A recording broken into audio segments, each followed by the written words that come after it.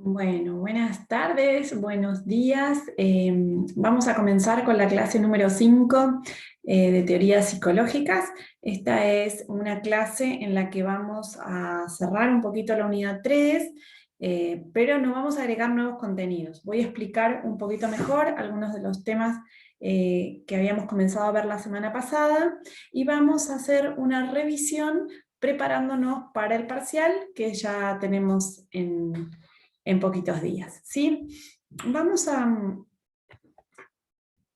comenzar con recordando un poquito el texto de León y Montero que tenemos en la unidad 1 y que nos ubica en lo que es el conocimiento que circula en nuestra sociedad. Y dicen ellos, estos autores, que en nuestra sociedad circulan muchos tipos de conocimiento. Bien, y poníamos el ejemplo cuando nos pasa algo, ¿sí? Y recurrimos a distintos tipos de conocimiento. Por ejemplo, al saber popular, este saber que se pasa de boca en boca, que nos trae una vecina, un familiar, un amigo. Bien, el conocimiento supersticioso también, que a veces se enlaza con el saber popular. Los conocimientos de tipo religiosos, como son los que se llevan o se sostienen en relación a la institución iglesia, bien, y tenemos un subconjunto especial que es el conocimiento científico. Este tipo de conocimiento es aquel que se ha obtenido por utilizar un método, ¿sí? Y la psicología está dentro de este conjunto más pequeño del conocimiento científico. Pero vamos a recordar que esto no fue así. Y otra cosa que está buena pensar es que esto tampoco es estático, ¿sí? Algunos conocimientos durante mucho tiempo son conocimiento popular, como puede ser el uso de la jarilla, por ejemplo, que es un yuyito acá en la Patagonia. Bueno, se usaba la jarilla para matar los piojos. Bien, entonces cuando las personas tenían pediculosis, hacían como un tecito con ese yuyito, se ponían en el pelo y eso mataba a los piojos. Con el tiempo, algunos investigadores se interesaron por este yuyito y empezaron a hacer investigaciones. Entonces, eso ya no solo es saber popular, sino que se hicieron investigaciones científicas para ver el efecto que tenía o qué sustancias tenía esta planta y qué propiedades tenía. Entonces, bueno, ahora ya sobre esta jarilla en particular hay conocimiento científico y conocimiento popular, ¿sí? Entonces, bueno, decíamos que esto que yo les grafiqué de acá de alguna manera para que nosotros nos ubiquemos es siempre dinámico y puede estar cambiando. De hecho, la historia de la psicología muestra que esto cambió. Bien, vamos a recordar un poquito la unidad 1. Y decíamos que la psicología, la misma palabra psicología, ¿sí? Viene o proviene de una época en la que había preocupaciones por los fenómenos psicológicos, ¿sí? Por nuestro pensamiento, por cómo imaginamos las personas, cómo clasificamos cosas, cómo generamos categorías, ¿sí? Pero todas esas preocupaciones eran abordadas por los filósofos y se usaban métodos que podríamos llamar más bien especulativos, ¿sí? Se decía, bueno, pareciera que esto, cuando alguien piensa, se para en ideas, ¿sí? Bueno, es un método especulativo. Bien, en esa época se comienzan con los estudios que se llaman de alguna manera psicológicos y estos estudios entonces seguían este método, el método más bien especulativo, y el objeto de estudio entonces era el alma humana, aquello que no era el cuerpo, ¿sí? Que en la división que hizo Descartes separa cuerpo y el alma había quedado para la psicología. Bien, entonces la palabra psicología viene de ahí, psico viene de psique, dijimos alma y logos es estudio. Entonces la psicología en su raíz etimológica, ¿qué quiere decir la palabra? Quiere decir eso, estudio del alma. Igual vamos a ver que a partir de que se comienza a utilizar el método científico, empieza lo que vamos a llamar la etapa científica de la psicología, es decir, que la psicología ingresa en este subconjunto que dibujábamos recién de conocimiento científico, bien, y va a ir cambiando su objeto de estudio. ¿Sí? Vamos a hablar de la conciencia con Wundt, vamos a hablar de la conducta observable con el conductismo, y vamos a hablar de la mente con el modelo de la psicología cognitiva que se conoce como procesamiento de la información. ¿Sí?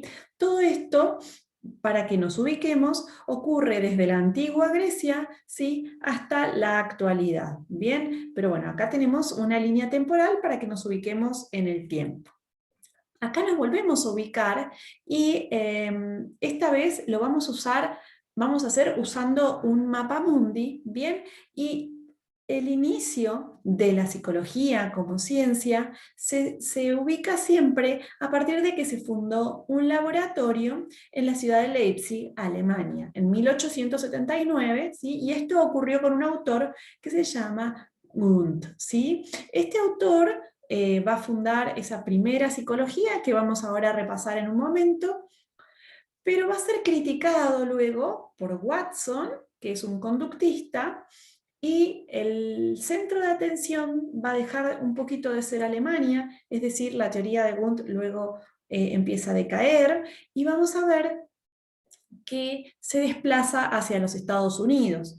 Y vamos a encontrar el auge del conductismo, ¿sí?, en los primeros años de 1900, 1910, 1920, hasta 1950, 1955, donde también el conductismo empieza a entrar en crisis y surge esta tercera teoría que estamos estudiando, que es la psicología cognitiva del modelo del procesamiento de la información. Esto también para que nos ubiquemos en el mapa. Bien, bueno, nosotros venimos hablando de algunos temas que tienen que ver con la epistemología y la psicología. Cuando nosotros decimos la psicología accedió al estatus científico, queremos decir que en algún momento alguien trazó una línea, ¿sí? Y ese alguien, ¿sí?, es una disciplina que se llama epistemología, ¿sí?, que se ocupa justamente del estudio del conocimiento y de la generación de las ciencias, de cómo avanzan las ciencias, qué es científico y qué no es científico, ¿bien? Entonces, bueno, primero la epistemología hace esta primera distinción. ¿Qué conocimientos son científicos y qué conocimientos no son científicos? ¿Sí? Bueno, la respuesta estaría dada por el método por el uso del método científico, ¿bien? Este método ustedes lo conocen, comenzaba cuando un investigador se hacía una pregunta. Bueno, ¿cómo será que un bebé reconoce a la mamá? Bueno, se hace una pregunta, genera una hipótesis, ¿sí? Dice, bueno, el bebé reconoce a la mamá a través del olfato. Eso es una respuesta posible, es una hipótesis. Luego va a ir a hacer una recolección de datos, es decir, va a observar muchos bebés cuando recién nacen, se va a fijar que no tienen visión, es decir, que por la visión no estarían estos bebés reconociendo, sino que parece que por el olor, por el sabor de la leche. Bueno, entonces, a partir de todas esas observaciones, las analiza, ¿bien?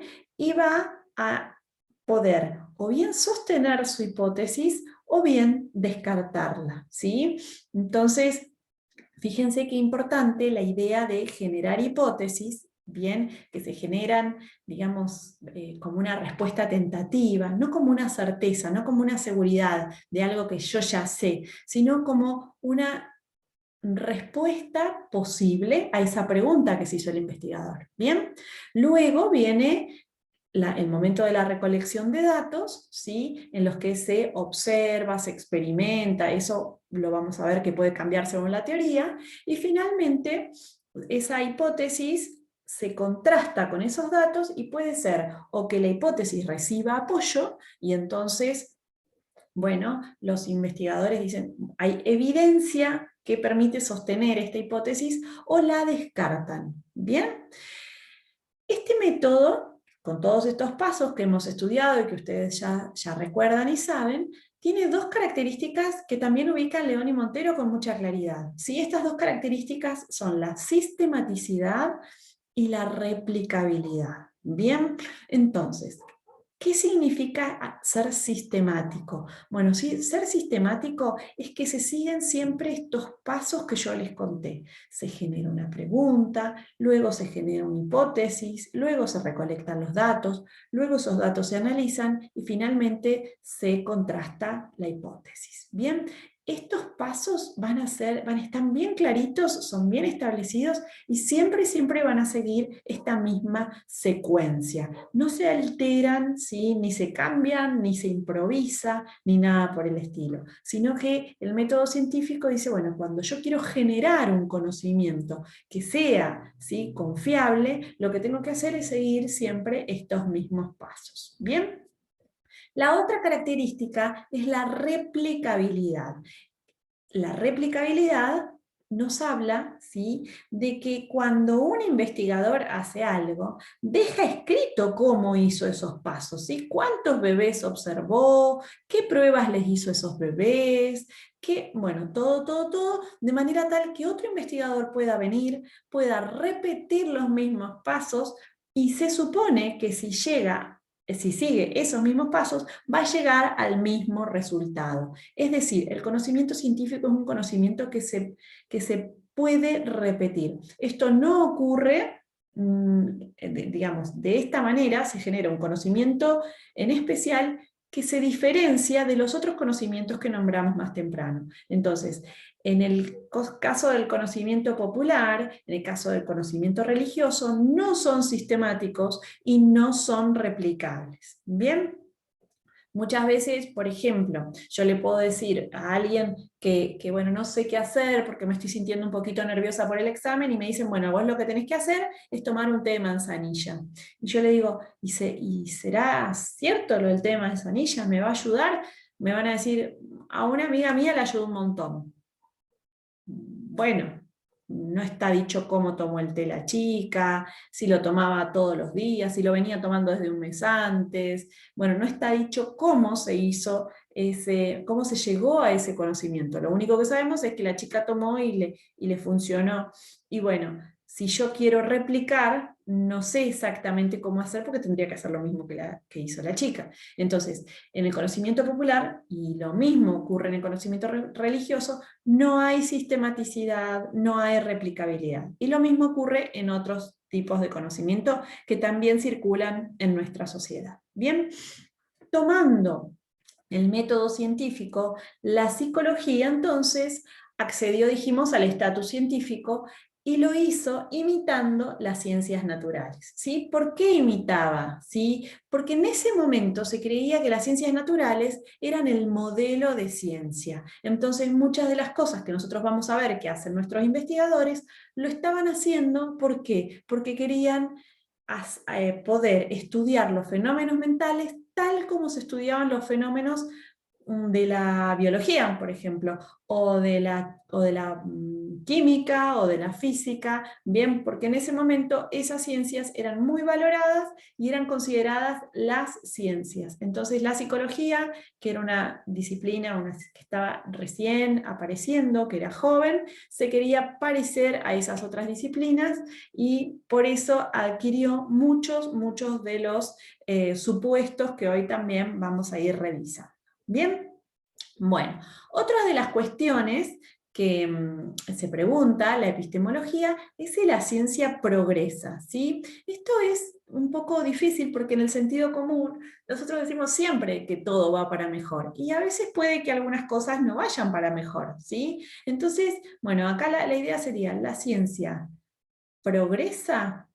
Bueno, yo podría decir que no, que la humanidad va para peor, sí, está empeorando, y entonces la ciencia también está empeorando.